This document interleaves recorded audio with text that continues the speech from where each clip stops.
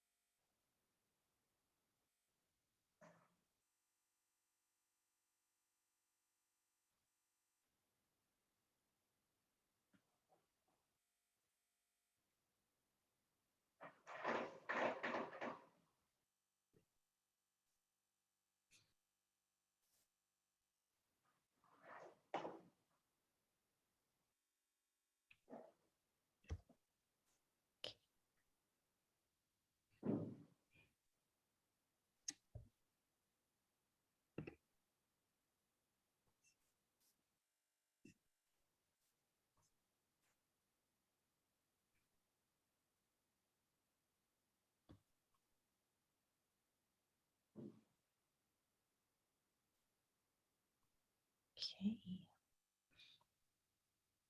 Alrighty, we might kick things off. Okay. All right. Well, let's get started.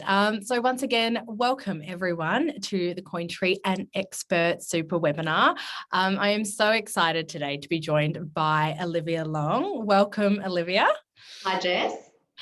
And today's session, we're going to capture all things SMSF. And I guess just first of all, before I get started as well, my name is Jess Renden and I am COO of Cointree. For those of you who don't know who Cointree is, we are a digital currency exchange. We're Melbourne-based and been established since 2013, and we make getting into cryptocurrency easy for everyone. You're able to buy, sell, and trade over 160 different cryptocurrencies on our platform. And on topic for today, particularly with your SMSF, we have all sorts of different account types that you can sign up with Cointree for, and we'll be able to provide some more information at the end of today's session as well. Before we do officially start, I would like to just quickly give a quick statement about financial advice, that the information provided in this webinar is for educational purposes only and does not constitute financial product or tax advice. You should always obtain independent advice from an Australian Financial Services licensee before making any financial decisions. So without further ado, I'm going to give a little bit of an intro for Expert Super, and then I will hand over to Olivia briefly as well. So Expert Super, they provide a tailored and comprehensive service that allows you to set and forget complex administration and regular compliance requirements surrounding your self-managed super fund, so for an SMSF.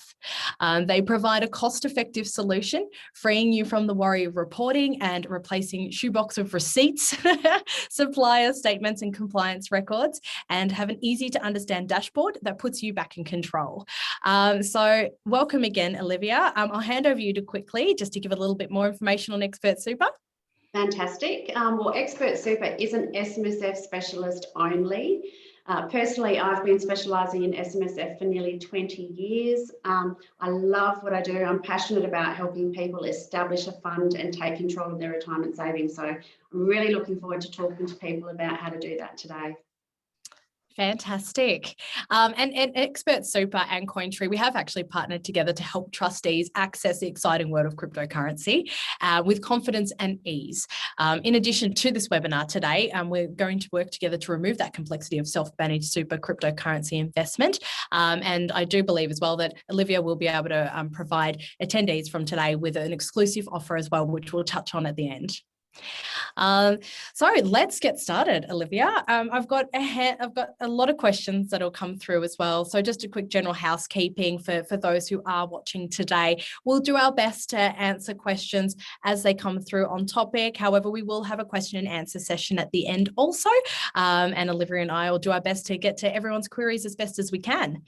So first of all, Olivia, first common question we get asked all the time is, can I invest in cryptocurrency cryptocurrencies through an SMSF?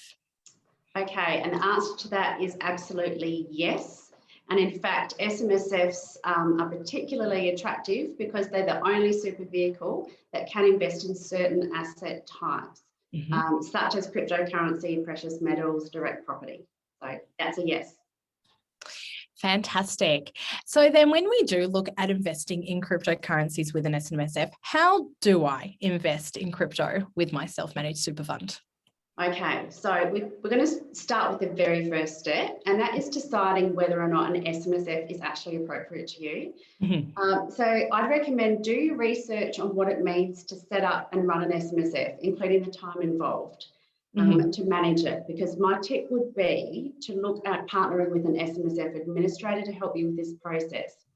Specialists in this field are going to make setting up a fund quicker and more cost effective, to be honest, than an accountant or, say, a financial advisor. And the ongoing running costs are likely to be far cheaper because SMSF is all that they do. So especially when you're going to be trading in crypto, which some accountants might find complex to handle. The next is to understand your roles and responsibility of actually being a trustee of a fund, because when you're a member of an SMSF, you're also a trustee of the fund, which comes with responsibility. So as a trustee, you have to act honestly in all matters concerning your fund. You need to exercise skill and diligence in managing the fund, and you need to make sure that you're acting in the best interests of the members at all times. But there's two key rules in running an SMSF, and that's that the trustees need to develop, implement, and regularly review an investment strategy. And they also need to make sure that they don't access any of the superannuation money early, or that no one else accesses it early. So that's a big one, because SMSFs are still subject to the same super rules as other people.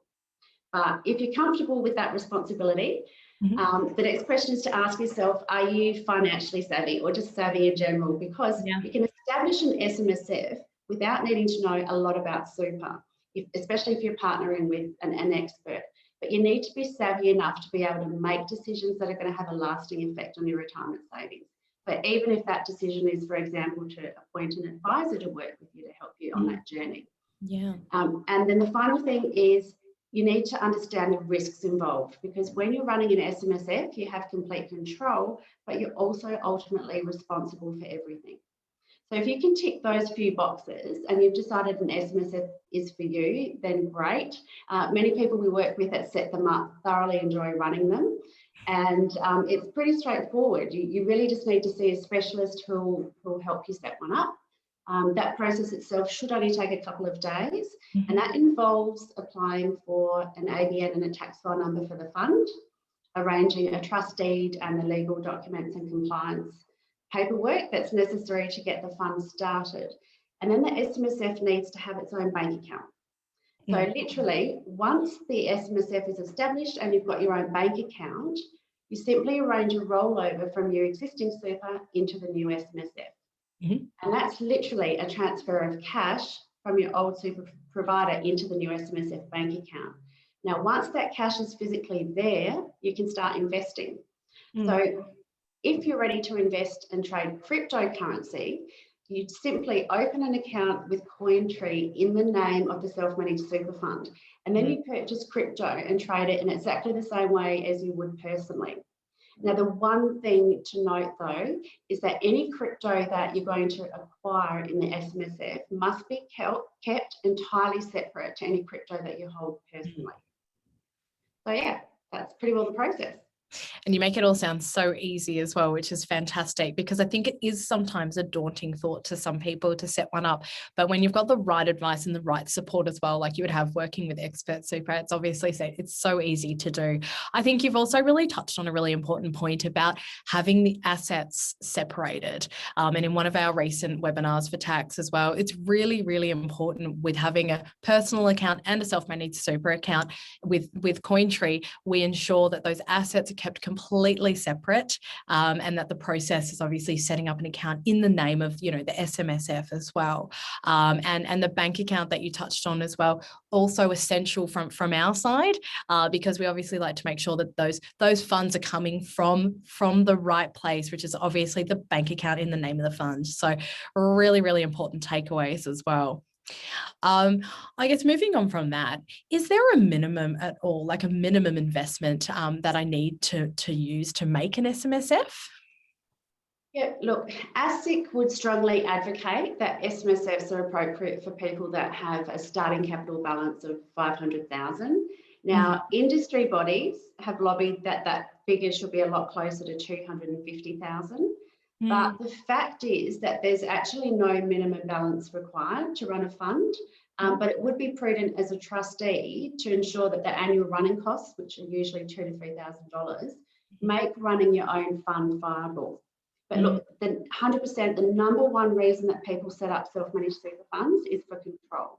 So that's control over where, when, and how they're going to invest their retirement savings. So the returns you can generate, even say trading crypto as an example, can far outweigh the cost to actually run the SMSF. So for some people, that cost ratio is not as important. Okay, yeah, and that's really interesting as well, because we've also seen that too, that customers have asked, particularly if there's a bit of a minimum investments they can make on our platform too, and so it's really important, really important factor there. We have had just a question pop up as well, which I think we might be touching on storage of assets too, but that can an SMSF trustee access their keys to get coins into cold storage? Slightly more on the technical side as well, in regards to cold storage. I think if we're touching on just a question in that respect as well, as an exchange, we highly recommend that anyone with a large amount of assets, particularly, that they do store them in cold storage. And I do know that from our side as well, we like to ensure that the SMSF has, obviously purchased a wallet of some description as well to do that. I think in regards to accessing the crypto and having that ability to access it, it's always in your power. I think that's the same with having an SMSF as well. I don't know if you have any more to add on that one at all, Olivia?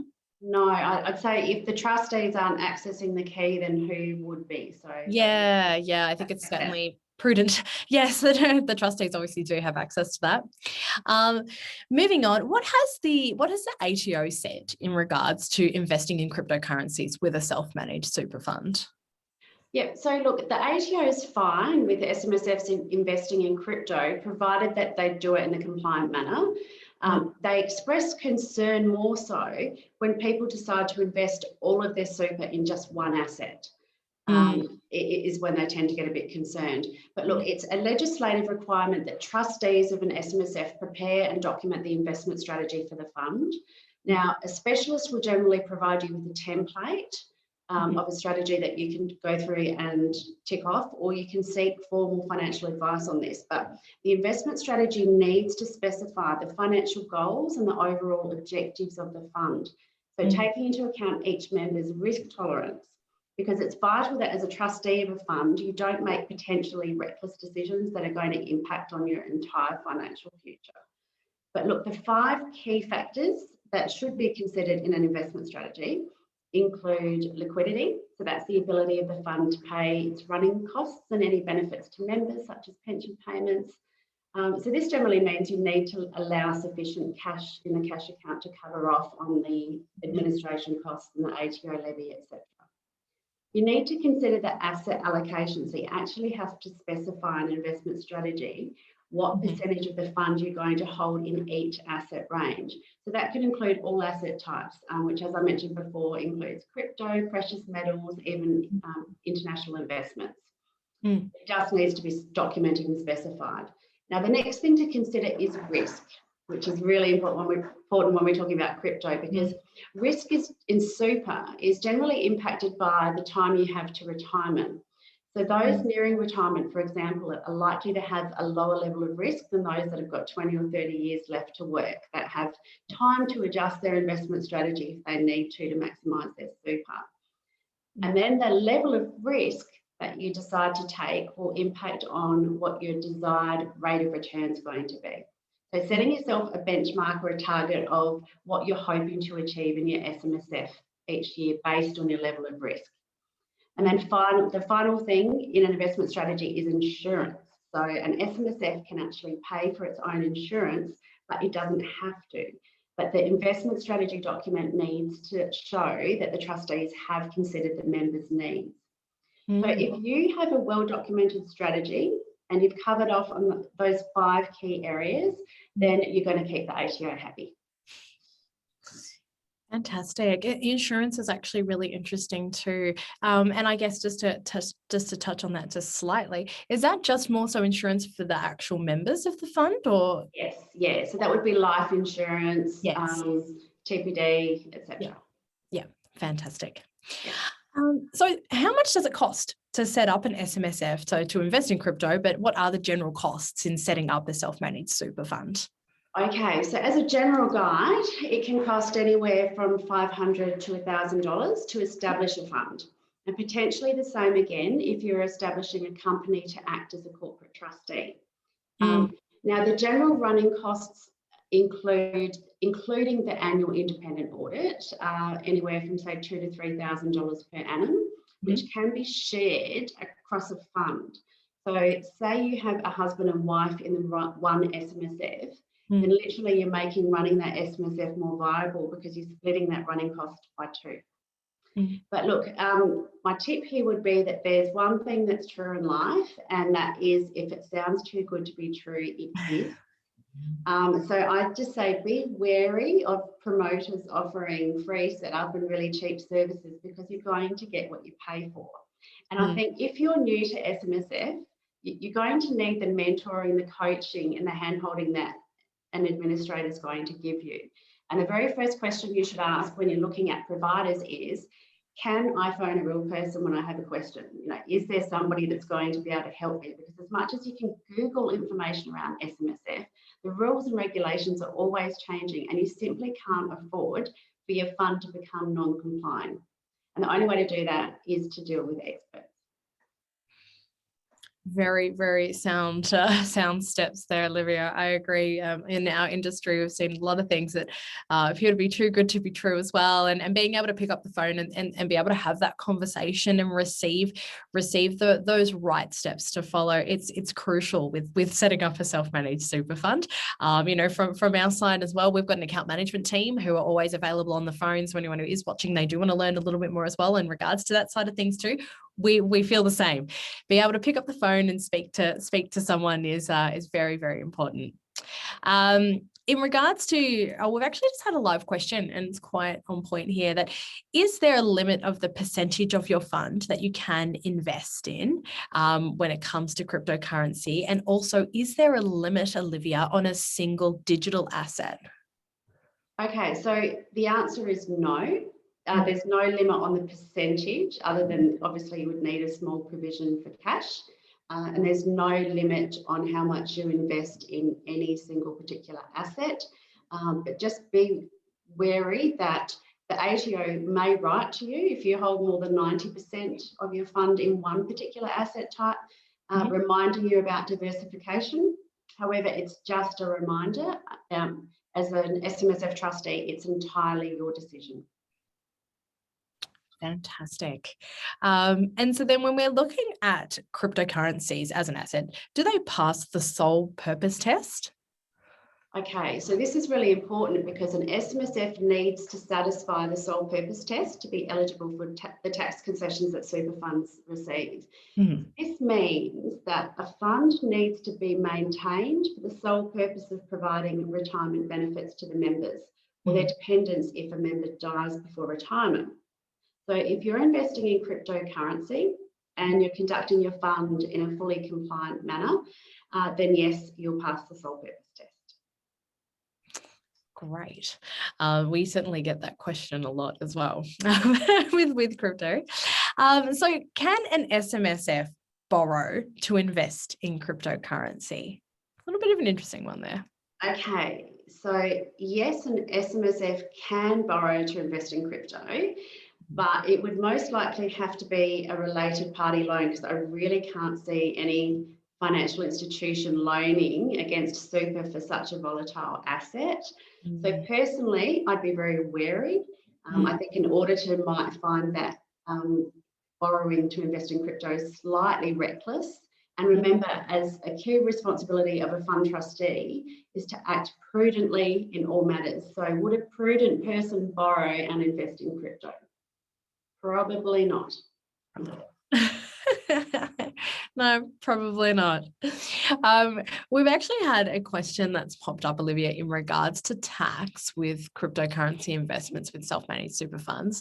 The question is, how does tax work on all gains made on crypto investments with your self-managed super investment? So, for example, I want to buy and hold Bitcoin. What would the tax implications be on all gains? Okay, so there's no tax implications until you actually dispose of the Bitcoin. Yeah. So if you're buying and holding and it's appreciating in value, that's fine. It's not until you trigger a transaction that there's a capital gains tax event. Yes. Now, if you're in accumulation mode, so you're not yet paying yourself a pension, so you haven't retired and you're not in pension mode, then the maximum tax you'll pay is 15%. But if you hold the crypto for over 12 months, you get a 1/3 discount, and the maximum tax you'll pay on that capital gain is 10%, which is pretty good. Yeah, okay. And so then if someone is in that retirement age, how is it then applied in that respect? Okay, so one of the key benefits of reaching retirement mode, particularly with an SMSF, is that you move into an entirely tax-free environment. So that means that any capital gains that you make whatsoever with your crypto are entirely tax-free. So if you've got a buy and hold strategy for say 10, 20 years, and you don't dispose of that crypto until you actually move into pension mode, then all the capital gains will be tax-free up to the tax-free threshold, which at the moment, I should say, the pension amount, which is 1.7 million. And then the rest of it is taxed at the 10%. Oh, wow. Oh, that is fantastic. That's really interesting to know. And I think that's certainly answered one of the viewers' questions as well today. No, thank you. We've got a couple of other questions. They're Cointree related, so I'll park those until the end. My next one is, so we did touch on about the percentage of a self-managed super fund to allocate into crypto already. I guess, are there any other key things besides obviously having that strategy on, obviously, it's your retirement, so it's so important to make sure that, you're investing appropriately, I guess, and safely, but everyone's got different risk appetites. So is there anything else you can add about how much of a percentage an SMSF should be balanced at all when it comes to crypto and other assets? Okay, look, two things I'd say. The first one is that an SMSF is required to pay its own running costs. So that means you could never have 100% of the fund in a particular asset because you need to maintain some sort of level in cash. But we've all heard the saying, don't put all your eggs in the one basket.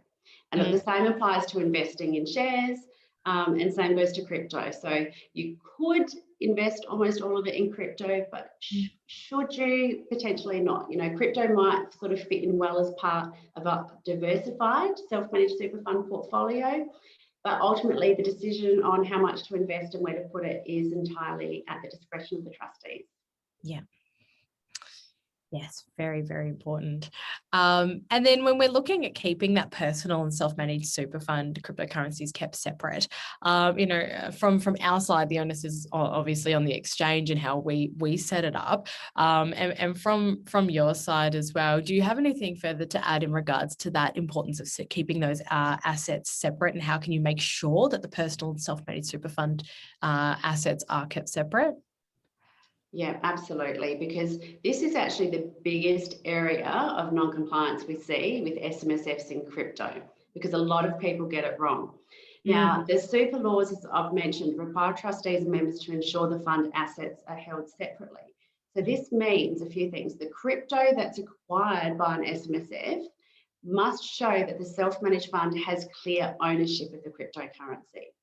And that's why it's vital that with super, people deal with a reputable provider like Cointree, because you're able to open an account clearly in the name of the self-managed super fund.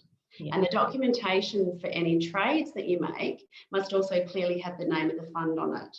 and the fund must be able to maintain and provide evidence of a separate cryptocurrency wallet from that used by the trustees and members personally as well. Okay. And touching on that just quickly, we can often have customers who ask the question, oh, this is my personal account. It's now my SMSF account. And we clearly say, well, no, we can't send assets from a different account over here. But if someone is looking to send assets into their SMSF, my understanding is as well that they must obviously have proof that it was obviously owned by the SMSF initially. Is that correct? 100%. Yes. Fabulous. Great. We get that question a lot. So if there are Cointree customers as well listening in today, we can't merge accounts. So we do get asked that a lot too. So how do you satisfy an annual audit when investing in cryptocurrencies? Okay, so look, one of the first things an auditor will look at is going to be the fund's investment strategy. So does it allow for crypto and what percentage? And does the trustee allow for cryptocurrency? So if you've got an older style trustee that's 10 years old, it may not even allow it. But if you've ticked those two boxes, you need to provide the wallet address to the auditor in order to verify that the holdings are still held by the fund. Yeah. And the auditor needs to be able to ensure that they can value the crypto as at 30 June each year in order to provide the financial statements. But what we as administrators particularly like about Cointree is that you're one of the few traders that provide transactions in Australian dollars with detailed reporting at the end of the year and the tax tools, because SMSFs, unlike personal tax, must account and provide evidence for every single transaction. Yes. So if you're trading in US dollars and you're on an international exchange somewhere and you're not in the name of the SMSF, then you're not going to satisfy the end of year independent audit. So it's really important with your super that you're using a reputable firm and somebody who can provide you the appropriate audit trail. Yes, and we've seen that grow substantially in the last at least the last 2 years. The requirement for detailed reporting, something that we like to ensure that we have is tax invoices for every single transaction. You can export it all in a PDF or an XML file or a CSV file, account history as well. So all transactions, and it is in AUD because for those who don't use Cointree's platform, we do transact in AUD and AUD only, as we are an Australian exchange. And so, in respect to having that information, it's vital to be able to have record of all those transactions. And from my understanding as well, other exchanges don't have that information too. No, they don't. And the thing is, Jess, sometimes people, they open an account with the cheaper operators thinking that they're going to save on trading costs, but they end up spending more on accounting fees, because if you're trading in US dollars, not only are you not going to satisfy the audit in terms of reporting at the end of the year, but your accountant needs to do literally a foreign currency conversion for every transaction as at the date you transacted, on top of actually transacting for the crypto. So any money or benefit they think they're going to get from a cheaper operator isn't going to flow through to the SMSF at the end of the day. You're far better off paying and getting the proper reporting. Yes, yeah, and that's exactly it. And some other exchanges that do operate in Australia, they actually do transact in USD, and we do get questions about some other exchanges that what they do use, and without customers knowing, they actually do transact in USD and they convert it and have to convert it back. So it adds additional complexity, and it's not something we do. We've got a transparent, clear interface to make sure that customers can see exactly what you're getting, and and then be able to have the reports that match up to that accordingly as well, because we know what it's like at tax time to be able to, and particularly for someone in your position, Olivia, as well, to have to go through if someone used multiple exchanges and things like that. So it's very, very important. We've had a couple of questions pop up here.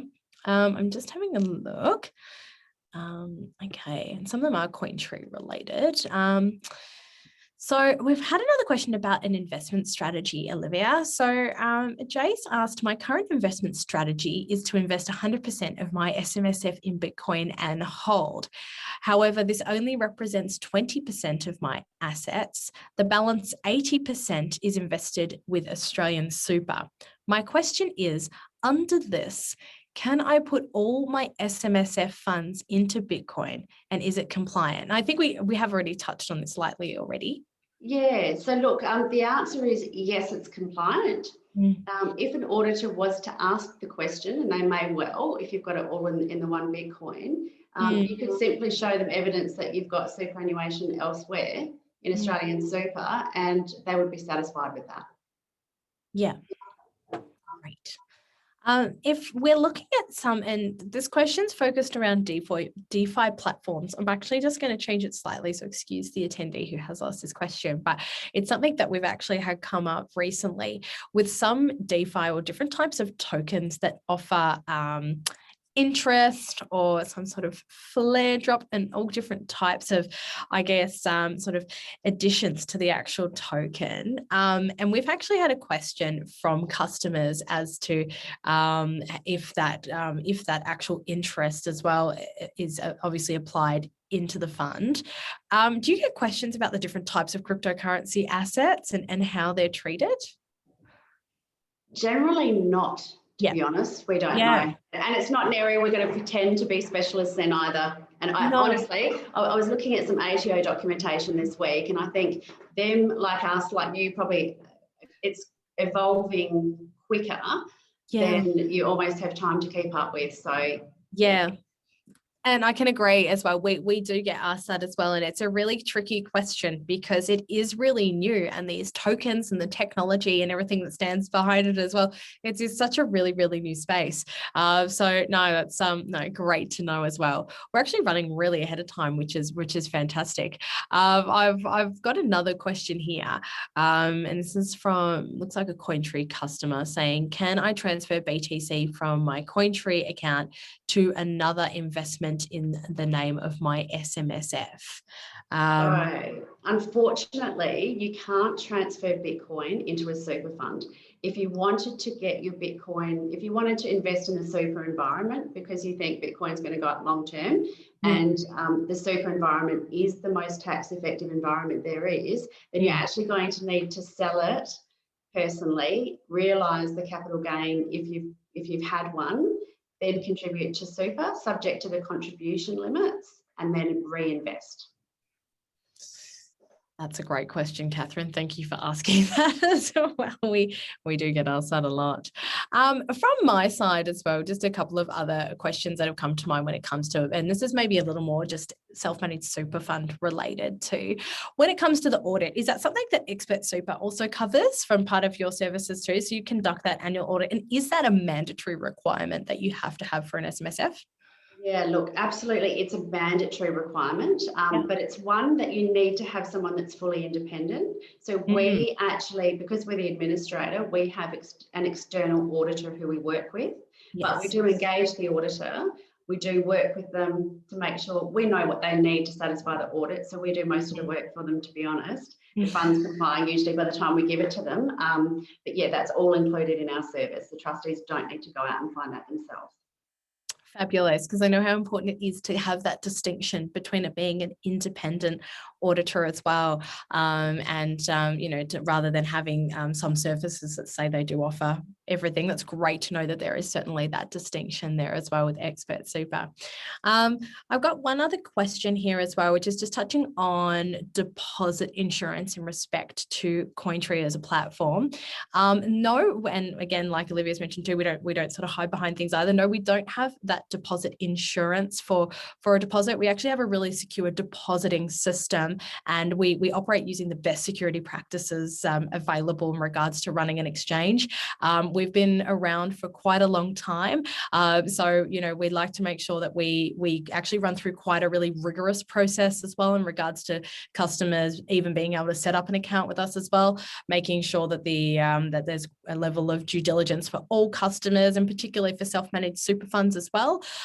When setting up a new account, we do run through quite a level of information information we require to be able to have that account. And that's to make sure that the account is obviously best set up for the self-managed super fund too. And then in regards to actual assets on our platform, we provide customers with the ability to be able to withdraw their assets. So if you do need to withdraw that asset and you want to send that to a cold wallet, we provide you with that flexibility, because we want you to be the owners of your cryptocurrency and your assets, and you hold them in a way that you're comfortable. So we do provide that in our customer support team. If you are a customer of ours as well, Bob, our support team certainly do provide that information for you too. Catherine's come back with an additional question. Oh, apologies, Catherine. Looks like we've just got a little more to add here. So yes, okay. Catherine has a Cointree self-managed super fund account, and she does hold BTC for her fund as a long-term strategy. I wish to make an alternative investment to an account in the name of the SMSF. I just wish to transfer the funds in BTC rather than fiat. And is that allowed? I think we did cover some of that, but look, can you help me with that one, Jess? Yeah, I was about to say, Catherine, I think, yeah, no, I think so, Catherine, just when we touched on before, just about the ability, if you are looking to utilize that asset, and that's okay, Catherine, that's all right. This is what this is for us to be able to dig a little deeper into these things. You can withdraw your BTC from our platform, yes. So you have the ability to withdraw it. What Olivia was touching on, though, is if you can sort of send that BTC to another investment, and if you could utilize it that way. So in respect to our platform, you can withdraw your BTC, and however, I don't know if you mean to be able to go to like another exchange or anything like that, but you certainly got the flexibility to be able to do that as long as where you send it's in the name of the fund. But what Olivia touched on before was if you were looking to send that BTC to another type of investment, that's when you'd need to go through that sell process, if I'm correct, Olivia, in that respect. Yeah, that's what I think she means as well. Yeah. Hopefully that's answered the question as well, Catherine. We, as everyone does, have all sorts of different circumstances and different types of assets as well. So I can appreciate there's all sorts of kind of questions that come up. Another thing from our side as well, I don't know, Olivia, when you go through the process, what level of information you need as well to be able to set up that SMSF. So I know you touched on the actual process, and it seems really, really easy.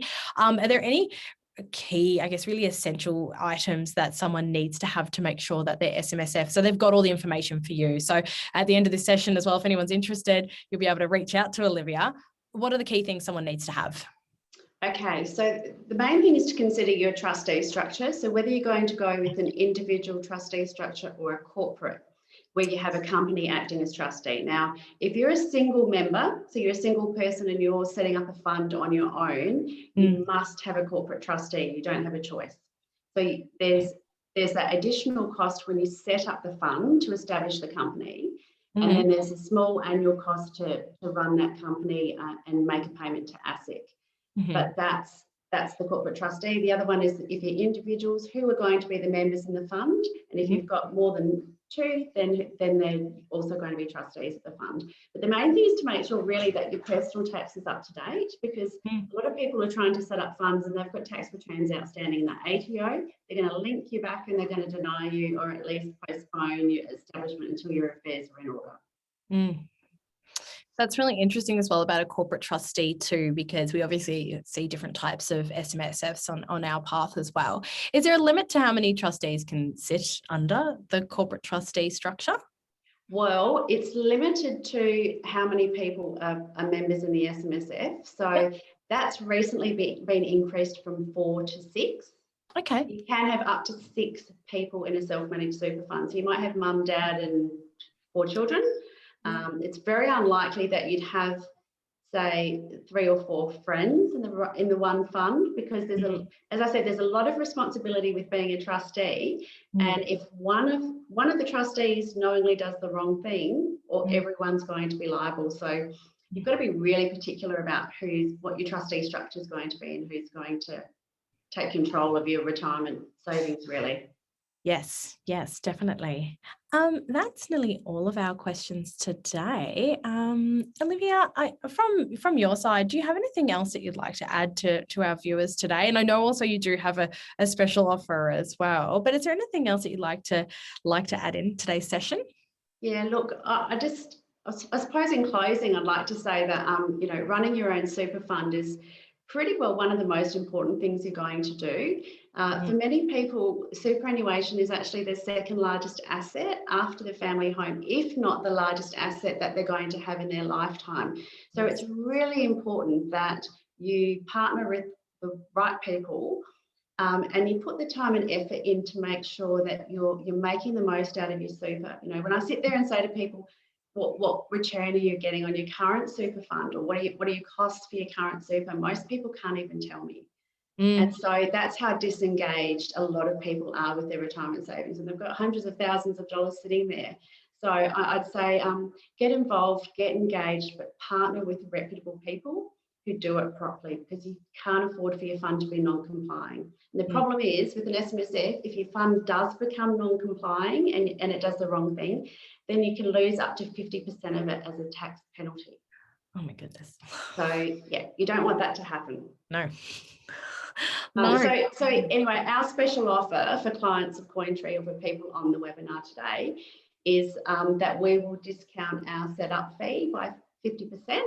For anyone that's watching, if you mention Cointree, so that's a saving of $375 for establishing a self-managed super fund. And I'm more than happy to answer any questions that anybody may have directly, just by contacting me at Expert Super after the presentation today. Thank you so much, Olivia. That's a fantastic offer as well. We will also email all attendees from today's webinar. We'll send through an email on Thursday of this week. And we have also, of course, recorded this session too, which we will be uploading to YouTube a little bit later on. But thank you so much, everyone, for joining today. And thank you so much, Olivia, for joining us as well. It's been a pleasure, and I really appreciate you answering all these questions. Anytime, Jess. Thanks so much, everyone, and enjoy your afternoon.